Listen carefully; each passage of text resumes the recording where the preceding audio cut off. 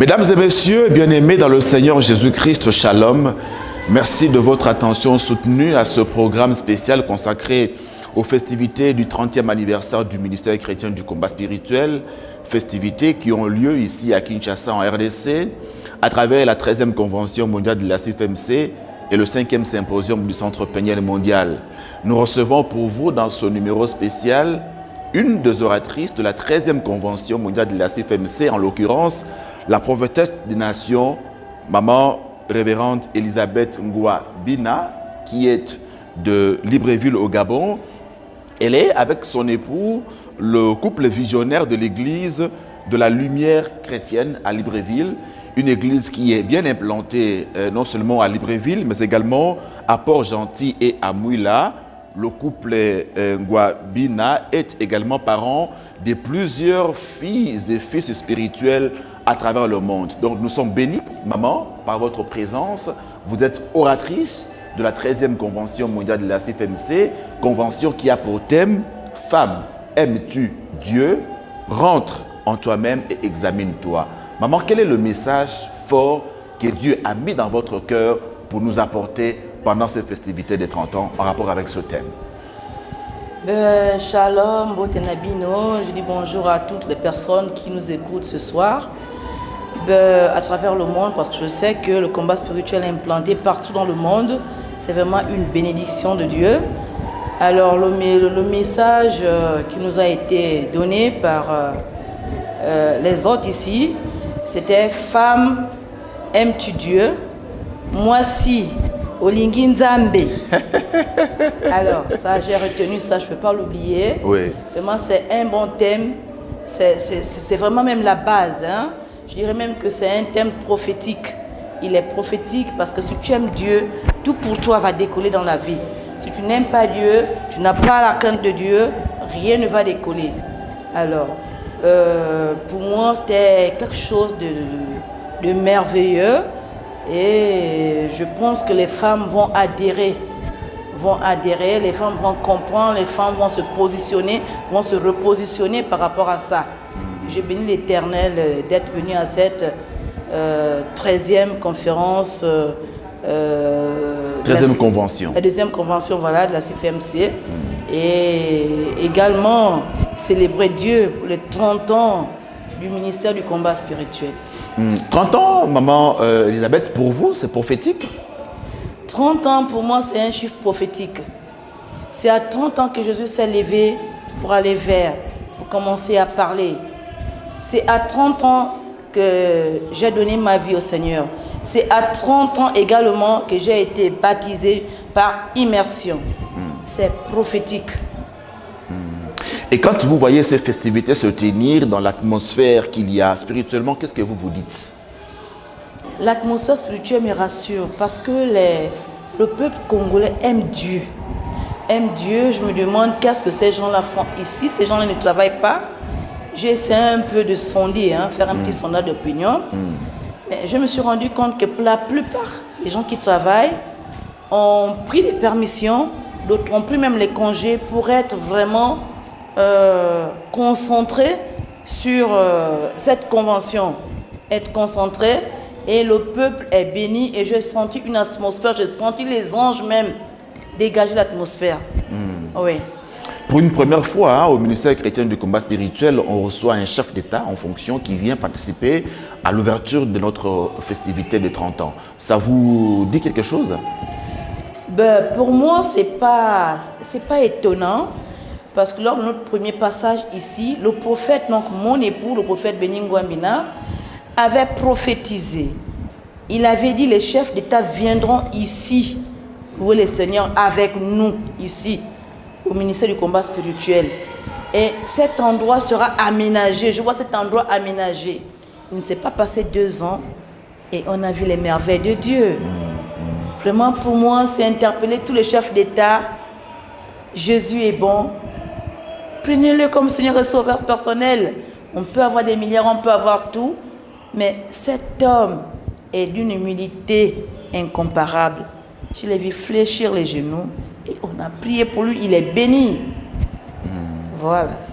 Révérende Elisabeth, avez-vous l'impression que le nouveau leadership de la Fondation Lingui Osho est à la hauteur des attentes qui sont portées sur lui par la grande communauté du ministère chrétien du combat spirituel pendant que nous sommes en train de célébrer ces 30 ans, 4 ans après le rappel à Dieu de nos parents spirituels? Bon, je dirais que c'est vraiment une bénédiction, c'est une grâce. Vous savez, comme je le disais hier, que la femme puisse élever, éduquer son enfant avec dureté sur tous les plans. Si maman Olangi n'avait pas élevé ses enfants avec dureté, je pense que au départ, à la fête céleste des parents, ce ministère aurait pris un coup, peut-être qu'on n'en parlera même plus. Mais comme elle a éduqué ses enfants avec tout ce qu'il fallait, aujourd'hui la relève, elle est là. Nous pouvons voir la continuité 4 ans après le départ des parents. Et c'est d'ailleurs pour ça que nous sommes venus au combat spirituel. Pour venir élever l'œuvre, pour parler aux enfants, donner des conseils aux enfants par rapport à cette œuvre. Les enfants ont mis en application tout ce que nous avons eu à dire et aujourd'hui nous voyons les fruits. Et je suis très enchantée de voir ce qui se passe aujourd'hui. Et c'est des enfants à chaque fois qui appellent, quand il y a un couac par rapport à telle situation, comment on fait? Comment on fait, que ce soit Alain, que ce soit Guy, que ce soit les autres filles, ils appellent pour savoir, pour avoir des directives par rapport au ministère. Et nous sommes enchantés. La question qui nous vient à l'esprit, comment vous avez facilement réussi à les adopter comme ça, vous, papa et maman Ngouabina? Comment vous avez facilement intégré la famille comme ça? Bon, intégrer facilement la famille, je n'ai pas connu maman Olangi de son vivant. Oui. Je suivais ses prédications sur CVV. Je dis, mais tiens, j'aime bien. Oh, cette femme-là, vraiment, si je pouvais être comme elle. Et puis, en la suivant, j'ai même voulu venir ici, mais je n'avais personne pour m'y amener. Je suis allée 2 fois au combat spirituel au Gabon. Ensuite, c'était pas ça, il fallait que je trouve quelqu'un pour venir à la source. Et les années sont passées comme ça. Et les enfants, même à la maison, commençaient à nous appeler papa et maman Olangi parce qu'on aimait tellement sur papa et maman Olangi. Et on s'habillait toujours assortis avec papa. Donc, ils avaient commencé à prophétiser sans savoir qu'un jour on devait être ici. Alors, un jour, pendant que papa Alain est parti avec Ketia et sa délégation pour aller voir l'œuvre au niveau du Gabon. Il y a eu des couacs là-bas. Ensuite, une de nos filles qui est au combat est venue rencontrer Papa Béni. Et elle a demandé à Papa Béni si les enfants Olangi pouvaient venir. Elle a supplié Papa. Il faut que ces enfants-là viennent vous voir. Alors ce jour-là, Ketia était arrivée. Moi, je ne connaissais pas les enfants Olangi. Hein. Papa et maman, ok, mais les enfants, non. Ketia est arrivée avec une petite délégation chez nous, notre domicile. Alors, je l'ai trouvé en train de parler avec papa. Et le prophète m'a présenté, il me dit, ah, ça c'est la fille de maman Olangi, elle s'appelle Ketia Olangi. Je dis, oh, Ketia Olangi, oh, mais viens. Elle est venue dans mes bras. Je dis, moi je suis Elisabeth. Amen. J'ai le même prénom que ta mère. Amen. Oh, elle a commencé à pleurer, elle m'a serré dans les bras. Il dit, à partir d'aujourd'hui, je suis ta fille. Amen. Tu m'adoptes. Amen. Je dis, waouh, quelle grâce. Alors, elle est arrivée et puis papa a prodigué des conseils, a prié pour Ketia.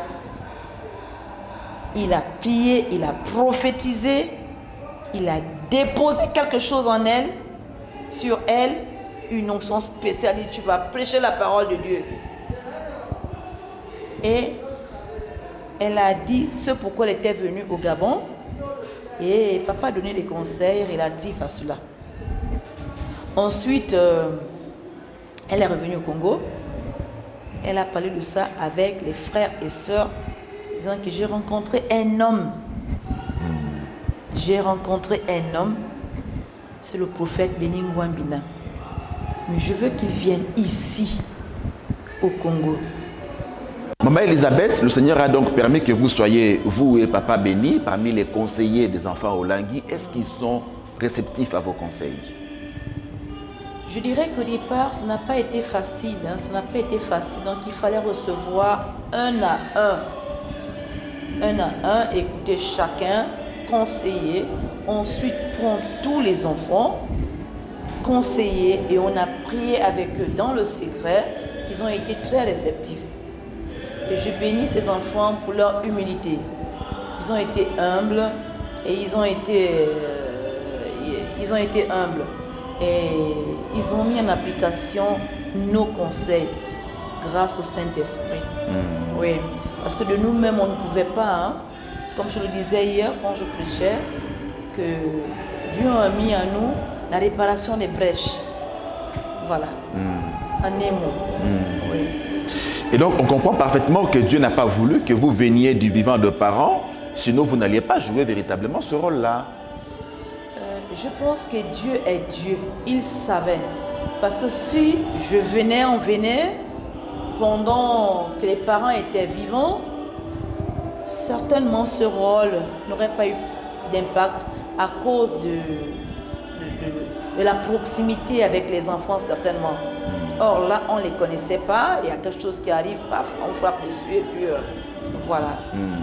Dieu est Dieu, il savait, parce que j'ai même pris un visa il y a quelques années pour venir. Mais qui me recevra, qui est mon hôte, Dieu avait mis une barrière. Il a dit, ton temps va arriver. Maman Elisabeth, quel est le dividende que vous avez déjà, vous, obtenu par rapport à ce contact avec le message du combat spirituel, vous, en tant qu'homme et femme de Dieu? Pour répondre à cela, je vais y revenir juste pour m'enchérir par rapport aux enfants au Langui.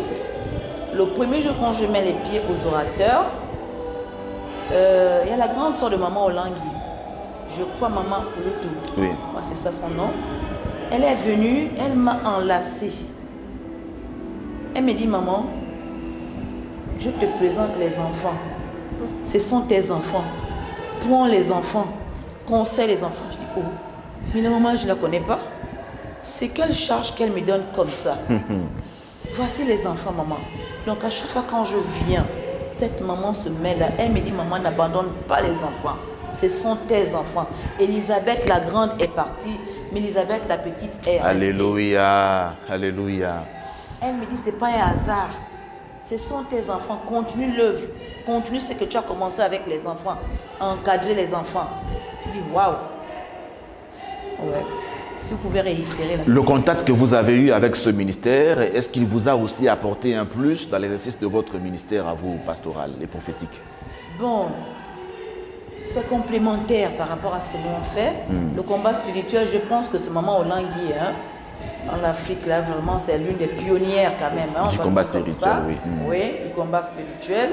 Et nous, en plus, hein, lorsque j'ai vu, il faut couper les liens, il faut faire ceci, il faut faire cela, le jeûne, la prière, pleurer, ça c'est le combat spirituel. Surtout pleurer. Parce que... On vous a vu avec papa à notre site de Mpassa, vous êtes parti pleurer avec le pleureuse. Tout à fait. Lorsqu'on allait visiter le site de Mpassa, voir un peu là où papa et maman reposent, on a allongé, nous sommes allés sur le site. Vous étiez assis par terre avec le prophète béni. On a trouvé ces femmes en train de pleurer. Je me suis mise à terre. Également, je commençais à pleurer. Le Saint-Esprit me révélait des choses pourquoi je pleurais. Je pleurais de joie. Je pleurais pour ce que Dieu fait pour nous, pour ce que Dieu fait pour ce ministère. Avant, je me disais, mais eux, ils pleurent quoi? Parce que moi aussi, j'ai critiqué un peu. Hein. J'ai dit, oh, les gens la pleurent, pourquoi ils pleurent comme ça? Ils pleurent même quoi? Est-ce que c'est pas la comédie, tout ça là? Non. Il faut pleurer devant la face de Dieu. Parce que beaucoup, ils pleurent. Si tu ne pleures pas, parfois même quand tu adores, tu te mets à pleurer, les larmes coulent seules. Parce que tu as une connexion avec ton Dieu. Ouais. Le combat spirituel, comment vous le prêchez chez vous, au sein de votre église de la lumière chrétienne? Le combat spirituel, un ministère sans combat n'est pas un ministère. Oui, on prêche le combat spirituel. On demande aux âmes d'obéir d'abord à Dieu, d'aimer Dieu comme nous t'aime, et également d'être dans la sanctification. Pour être dans la sanctification, il faut combattre. il faut combattre, mettre en application des enseignements. Si tu ne mets pas en application, tu ne combats pas. Qui va combattre pour toi? La Bible dit combattre le bon combat de la foi. Oui. Comment voyez-vous l'avenir de ce ministère à partir de ce 30e anniversaire? À partir de ce 30e anniversaire, ce ministère est en train de monter, il prend de l'ascension. Je pouvais poser des questions autour de moi. J'ai pu voir des anciennes figures qui étaient déjà parties du ministère revenir. Ouais. Dans chaque ministère, c'est ça. Il y a des rebelles, il y a des gens qui partent et qui reviennent avec beaucoup de recul. C'est ce ministère qui a fait de moi ce que je suis aujourd'hui. Pourquoi abandonner? Je reviens.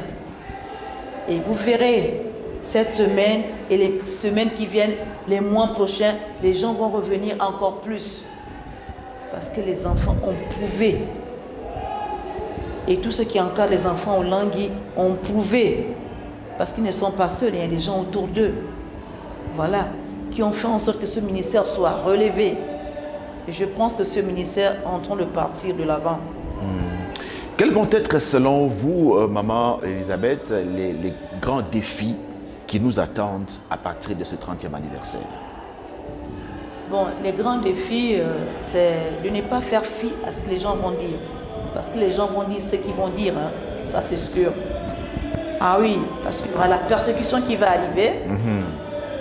La persécution va arriver. Le fait même que le chef de l'État soit venu dans ce ministère, la première dame de la Côte d'Ivoire a mis ses pieds ici, est prêché.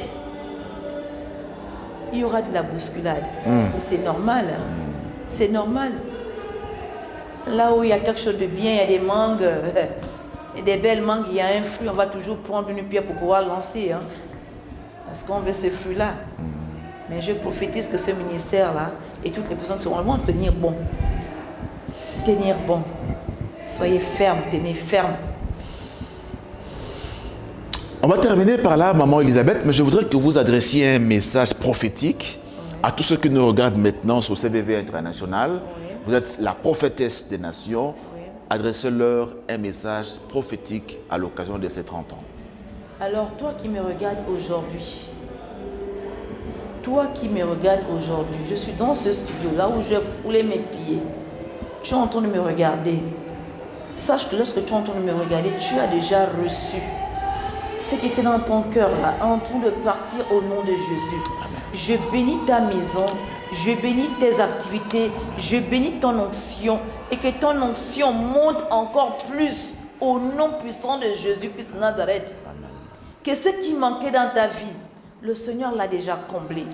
Aussi bien que tu as suivi tout ce qui se passe dans ce ministère pendant les 30 ans, tu as été connecté. Ce n'est pas pour rien que tu as été connecté. Ma soeur, mon frère, c'est pas pour rien. C'est parce qu'il y a quelque chose qui doit descendre sur toi. Et je prophétise qu'à partir de maintenant, si tu mets en application tout ce qui a été dit sur la chair, Dieu te bénira au-delà de tes ententes. Parce qu'il est le Dieu de la multiplication. Il va multiplier ce que tu as déjà. Reçois la grâce, reçois la grâce, reçois l'impactation.